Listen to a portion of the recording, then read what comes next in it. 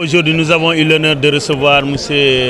Kuruzawa, qui est le directeur général adjoint du Fonds monétaire international, qui a fait l'honneur de venir ici dans notre campus à l'UCAD, le campus ISEC de l'Université Anta Diop de Dakar, pour un peu partager avec nous la problématique de l'emploi des jeunes et l'émergence.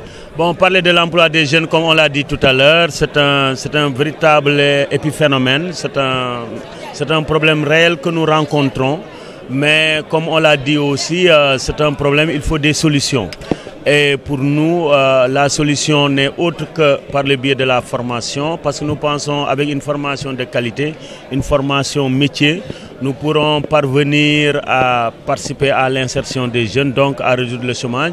Mais surtout, comme l'exemple de l'ISEC, nous avons pris un engagement ferme, non seulement de donner une formation de qualité à nos étudiants, mais aussi de mettre l'entrepreneuriat au cœur de notre système de formation. C'est-à-dire que nous donnons l'alternative à l'étudiant aussi demain, de par ses capacités, ses compétences, de pouvoir demain créer son propre emploi, devenir son propre patron, donc créer de l'emploi autonome par le biais de la création d'entreprises, de l'entrepreneuriat. C'est dans ce sens que nous avons mis en place un incubateur d'entreprises qui est actuellement en train d'organiser plus de 2000 étudiants dans des créneaux comme la mini-boulangerie villageoise avec du gaz, comme aussi l'aviculture et d'autres projets de transformation agroalimentaire pour essayer de montrer le chemin à nos étudiants, à nos futurs diplômés, en leur disant qu'il y a énormément d'opportunités à exploiter et qu'ils doivent être les véritables acteurs demain de proposer les produits et services dont nous avons besoin quotidiennement. Et je suis très satisfait parce que ça nous a permis de rencontrer l'équipe du FMI. Il y avait le directeur général adjoint, mais les autres directeurs aussi. Et ensemble, on a échangé, on a discuté. Et pour nous, il était important aussi, pour nos étudiants, de participer à ce genre de conférences pour avoir le maximum d'informations.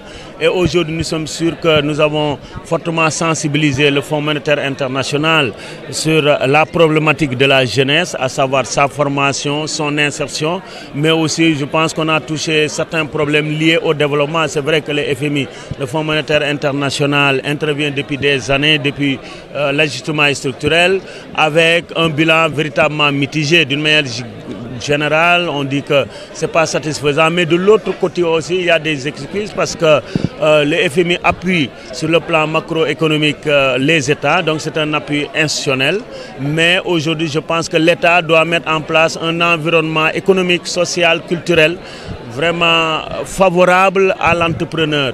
Depuis le système de formation, on a commencé avec l'orientation des nouveaux bacheliers dans le privé, mais ce n'est pas suffisant, c'est-à-dire que l'environnement économique d'une manière générale doit être assaini, de sorte que demain, les jeunes entrepreneurs qui vont s'engager dans divers créneaux puissent réussir et mener le Sénégal véritablement vers l'émergence. Parce qu'il ne peut pas avoir l'émergence s'il n'y a pas une masse critique de jeunes, de diplômés qui soient capables de conduire l'ensemble des actions ou des activités économiques orientées vers le développement. Bon, ils nous ont détectés par notre projet d'incubateur et ensemble nous allons nous revoir avec la représentation locale pour voir quels sont les sponsors, les parrainages et les appuis institutionnels en dehors de l'État du Sénégal pour mettre en place un réseau dense, comme je l'ai dit tout à l'heure.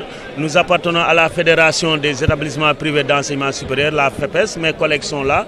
Ensemble, nous allons réfléchir aussi pour être nos propres acteurs, pour essayer de mettre en place un réseau innovant, de formation, d'encadrement et d'insertion des diplômés pour véritablement aider cette jeunesse, les appuyer et aussi mieux participer au développement de notre pays parce qu'aujourd'hui la base du développement doit être l'éducation.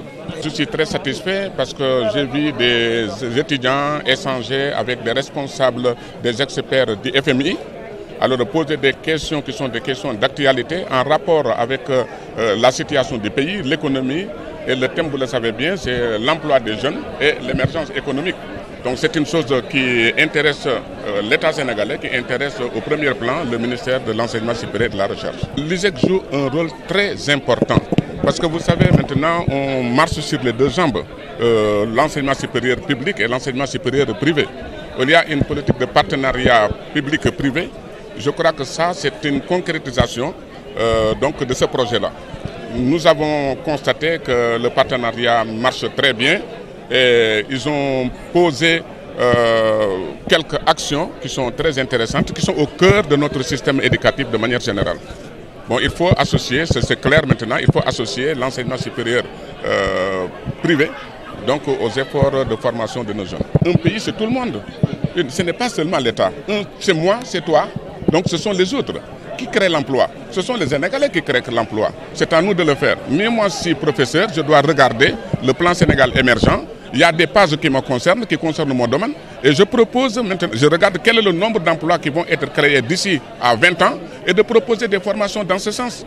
Mais je ne dois pas proposer un enseignement qui date du temps où moi j'étais étudiant. Le temps bouge, le temps change. Ce qu'on faisait il y a 20 ans, aujourd'hui on ne peut plus le faire. Il n'y a plus maintenant de temps, il y a des portables, etc. Le monde bouge. Alors il faut adapter nos enseignements et les caler aux vrais besoins de notre économie et des besoins de nos jeunes. Voilà, donc j'en ai cité plusieurs. J'ai dit que Bata a fermé ses portes. Mais pourquoi il n'y a pas eu de repreneurs? Parce qu'on n'a pas de formation dans le domaine du cuir. Les usines Sotiba et les 3 usines de Pékin ont fermé leurs portes parce qu'on n'a pas d'institut de textile. Ce n'est pas le gouvernement ou le ministre qui doit faire la proposition, ce sont des professeurs de ce domaine-là. Et dans nos universités, jusqu'à présent, les enseignements qui fonctionnent, ce sont les enseignements que les Français nous ont légués. Aujourd'hui, c'est à nous, dans nos assemblées de départements, assemblées de facultés, assemblées d'universités, de faire des propositions concrètes et de proposer des masters adaptés aux vrais besoins de notre pays. Et ce qui tarde à venir, ça il faut le dire. On vient juste de commencer, vous avez vu ce bâtiment-là, c'est le produit des partenariats public-privé. Le FMI est là, il y a les étudiants du privé et du public qui sont venus poser des questions et demain je suis sûr qu'il y aura aussi d'autres actions.